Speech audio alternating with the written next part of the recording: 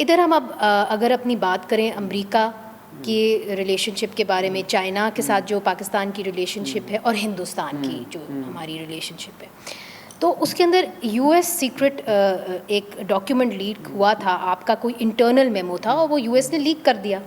اس کے اندر آپ نے یہ کہا تھا کہ پاکستان کو یہ سوچ لینا چاہیے کہ انہوں نے کون سے کیمپ میں ہونا ہے، کہ اگر آپ امریکہ کے کیمپ سے نکل کے اگر آپ چائنا کے کیمپ میں آ رہے ہیں تو پھر آپ کو واقعی میں چائنا کے کیمپ کے اندر آ جانا چاہیے. آپ یہ جو آڈا تیتر ہے آدھا بٹیر مت کریں، نہیں تو دونوں جگہ سے جائیں گے.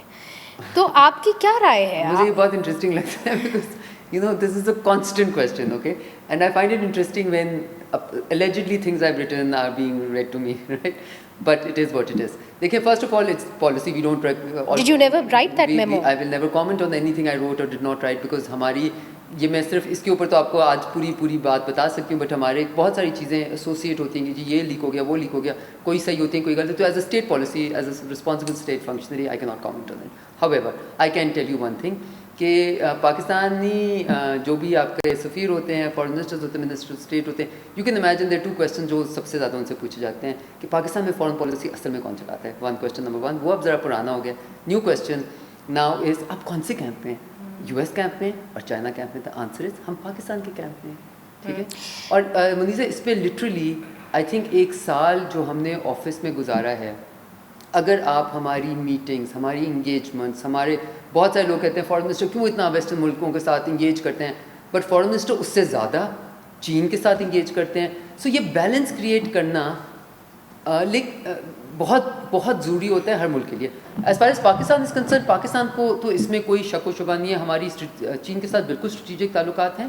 ہماری ویسٹرن ورلڈ کے ساتھ ایکسیپشنل تعلقات ہسٹوریکل رہے ہیں اور ابھی بھی ہم ان کے ساتھ ایکسیپشنل تعلقات چاہتے ہیں. اور ان کے ساتھ فار انسٹنس ہم نے انڈو پیسفک ڈائلاگ کے اوپر انگیج کیا یورپین یونین کے ساتھ پہلی بار. اور کیوں یہ چینج کیا؟ کیونکہ انڈو، وین یو سے Indo, it's not it's the Indian Ocean. The Indian Ocean is a reality for Pakistan. We are a state which is on the Indian Ocean, right? So but آپ US Democracy Summit میں مارچ میں جو ہوئی تھی اس میں آپ نہیں گئے. ہاں، اس میں ہم اس لیے نہیں گئے کیونکہ وہ ایک پروسیس تھا جس میں پچھلی گورنمنٹ نے ڈیسیجن لی تھی کہ وہ نہیں جائیں گے، اور پھر اس پروسیس میں آپ بیچ میں انٹر کر کے we don't know what we would. دیکھیے پرسیپشنز پھر بنتی ہیں نا. یہ بالکل. اور میں آپ کو یہ بھی بتا رہی ہوں کہ ہم ہر وقت اگر کبھی اس طرح کی چیزیں آتی ہیں جیسے ہمیں لگتا ہے کہ ہم نے، تو ہم ہر وقت یہ کوشش کرتے ہیں کہ ہماری clarity of where we stand vis-a-vis Pakistan's interest is their.